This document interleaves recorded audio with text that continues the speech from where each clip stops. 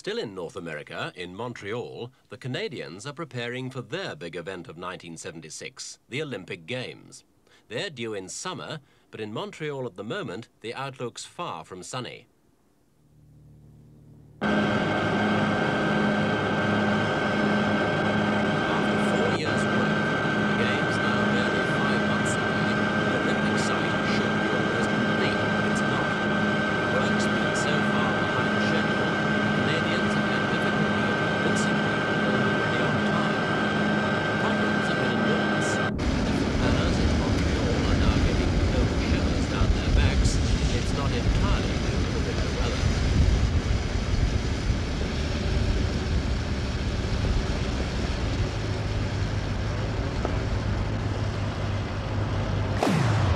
It all began like this, a French architect's vision of an Olympic setting that would not only equal but surpass anything achieved in Munich in 1972. At its center, a vast athletics stadium with a sliding plastic roof capped by a soaring tower to house press and other facilities. It was called Drapeau's Dream, after Montreal's mayor, Jean Drapeau, who staked his reputation on the project. Estimated cost $310 million, but that wasn't going to be any problem because these were to be not only the grandest Olympics ever staged, but also the first ones ever to pay for themselves. Among money-raising projects, a national lottery, with the first prize of $1 million.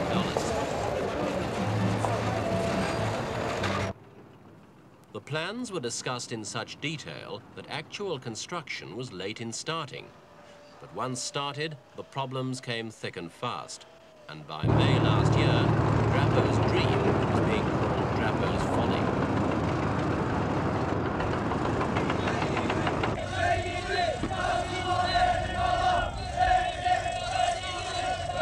Labour stoppages have been a threat to the Games since November '74. Last April, the provincial government claimed the unions were corrupt and took control of 4 of them. By then, the damage was done, and the site had been idle for up to 2 months at a time. By last August, round-the-clock working had produced visible results. The hectic pace had its price. 2 days after this film was taken, an 85-ton section of concrete girder collapsed, killing 1 worker and injuring 4.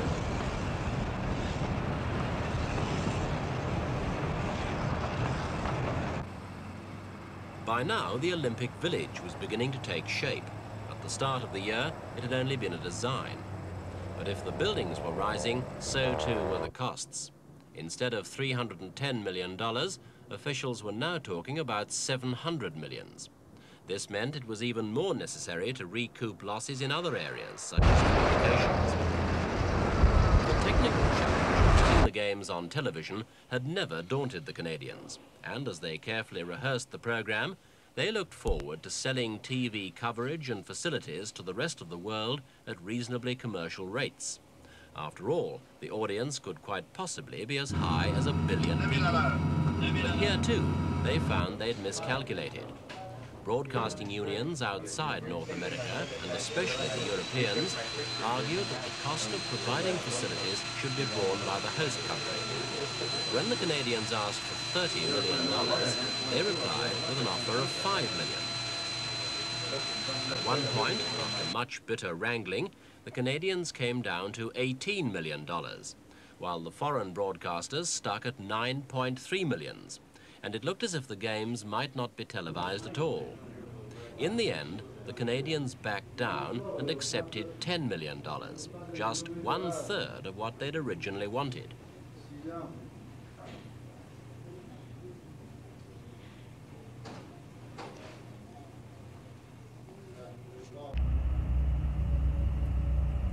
November '75, and by this time, the cost had risen to $1 billion.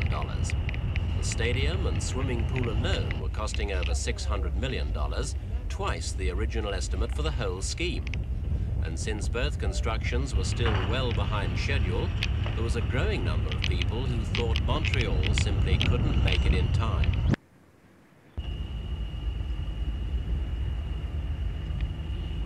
As the situation grew daily more serious, the provincial government stepped in once again, this time to take complete control of the whole project.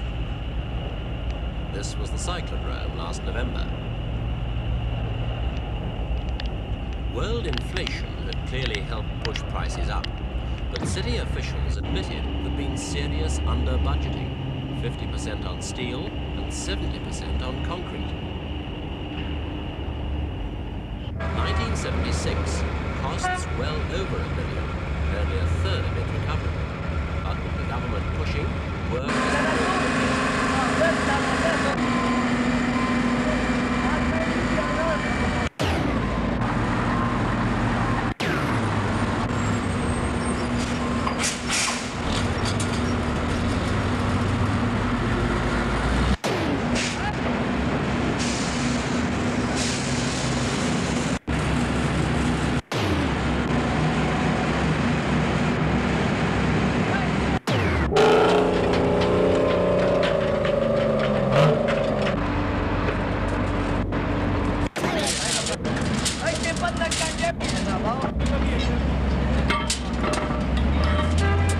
everything now depends on the workers themselves. Working 400 hours a week. The question is, will they keep the pace up in the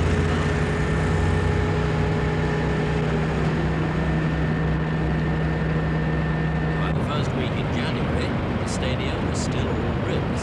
One building at least was clearly going to be ready. A cyclodrome.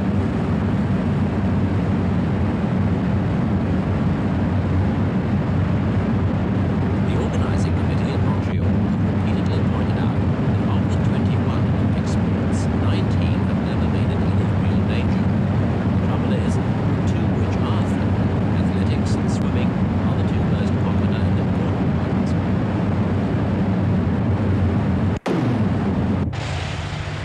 Another headache is security, protecting the 11,000 athletes in the village. The nightingale is, of course, the example of the 1972 Games in Reno, when 11 Israeli individuals were gunned down by Arab extremists. Montreal's taking no chances, and despite the pressure of work, nobody gets in or out of the site without a thorough inspection.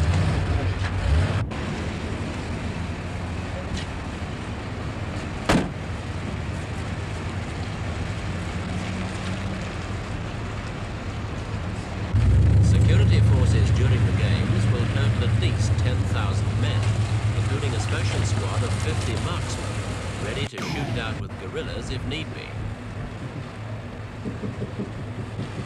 The man in charge of security is Mr. Guy. Can you tell us something about the scale of this Right operation? now, his most important possession is this little book. Just open it now and have a look inside, could you? You're a little Mr. concerned Tupin about the isn't fact that the showing Queen his will be... book to anyone, but he does admit that it contains detailed plans to cover every conceivable threat to Can the we close it Games, again now? from No, the we most can't read it. probable No, no. to the most nightmarish. We cannot reveal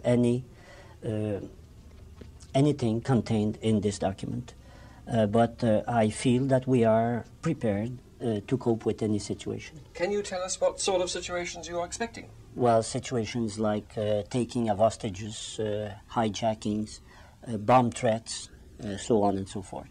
It has been reported that you're even anticipating a nuclear attack with nuclear weapons, is that right? Well, it's been mentioned by a news media, if I'm not mistaken, but we don't feel that it could happen here. But we are investigating, we are checking this aspect. Now, the fact that you have soldiers involved in your Committee on Security, does this mean that you feel you might have to fight a battle on the Olympic Games? Well, no, not exactly. The role of the Canadian Armed Forces will be to support the police forces, because the police forces have been entrusted with the responsibility of assuring security, and the armed forces are assisting the police forces.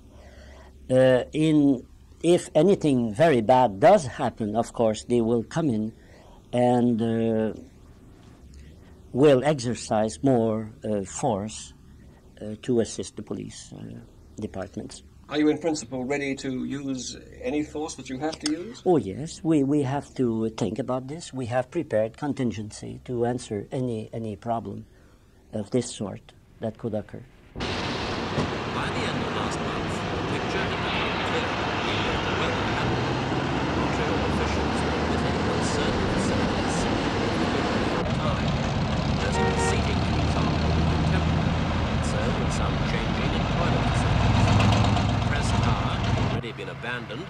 with a sliding roof. But even the body of the stadium suffered a setback. When engineers came to join up the ribs, they found a serious misalignment. In the light of all this, the International Olympic Committee asked Montreal for a letter of assurance that essential facilities would be available, including the stadium and swimming pool. That assurance has now been given by Quebec's Olympic Minister, Dr. Victor Goldbloom. These facilities were in doubt as to the possibility of their completion in time for the holding of the Games. It was necessary for us to start again from the beginning in the sense of redoing our critical path to know if it was possible to complete useful facilities in time for the Games. Today, I am able to state that as long as we have the continuing cooperation of everyone concerned, and this is a vital point, we expect to be able to provide a stadium and swimming pools which will be ready for the holding of the Games.